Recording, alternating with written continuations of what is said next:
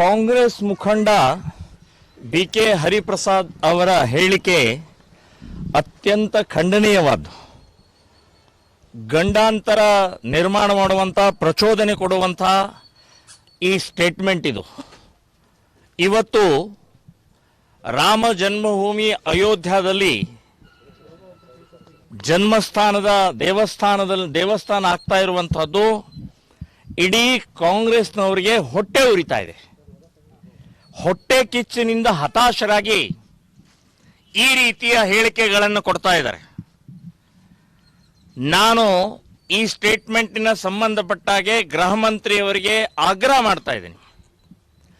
ಗೋಧ್ರಾ ಮಾದರಿಯಲ್ಲೇ ಘಟನೆ ಆಗತ್ತೆ ಅಂತಂದ್ರೆ ಇವರಿಗೆಲ್ಲೋ ಮಾಹಿತಿ ಇದೆ. ಸೊ ಎಲ್ಲೋ ಒಂದು ಕಡೆ ಸಾಕ್ಷಿ ಸಿಕ್ಕಿದೆ, ಎಲ್ಲೋ ಒಂದು ಕಡೆ ಏನೋ ಒಂದು ಇವರು ಮಾಹಿತಿ ಸಿಕ್ಕಂಥದ್ದನ್ನ ಎನ್ಕ್ವೈರಿ ಮಾಡಬೇಕು, ಬಂಧನ ಮಾಡಿ ಎನ್ಕ್ವೈರಿ ಮಾಡಬೇಕು.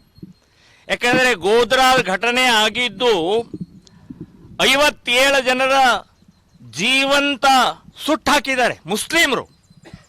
ಹಾಗಾದ್ರೆ ಮುಸ್ಲಿಮರಿಗೆ ಪ್ರಚೋದನೆ ಕೊಡ್ತಾ ಇದ್ದಾರಾ, ಅಥವಾ ಮುಸ್ಲಿಮರು ಈ ಮಾಡ್ತಾ ಇರುವಂತಹದ್ದು ಎಲ್ಲೋ ಒಂದು ಕಡೆಗೆ ಹರಿಪ್ರಸಾದ್ ಅವರಿಗೆ ಗೊತ್ತಾಗಿದೆಯಾ, ಅಥವಾ ಕಾಂಗ್ರೆಸ್ನವರೇ ಎಲ್ಲೋ ಒಂದು ಕಡೆಗೆ ಬೆಂಕಿ ಹಚ್ಚುವಂತ ಕೆಲಸ ಮಾಡ್ತಾ ಇದ್ದಾರೆ ಅಂತ ಅನ್ನುವಂಥ ಸಂಶಯ ಬರ್ತಾ ಇದೆ.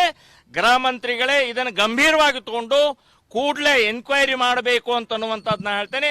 ಮುಂದೆ ಏನಾದರೂ ಆದರೆ ಇದಕ್ಕೆ ಗೃಹ ಮಂತ್ರಿ ಸಿದ್ದರಾಮಯ್ಯನವರೇ ಕಾರಣಕರ್ತರಾಗ್ತಾರೆ ಅಂತ ಅನ್ನುವಂಥದ್ದು ಹೇಳ್ತಾ ಇದ್ದೀನಿ ನಾನು.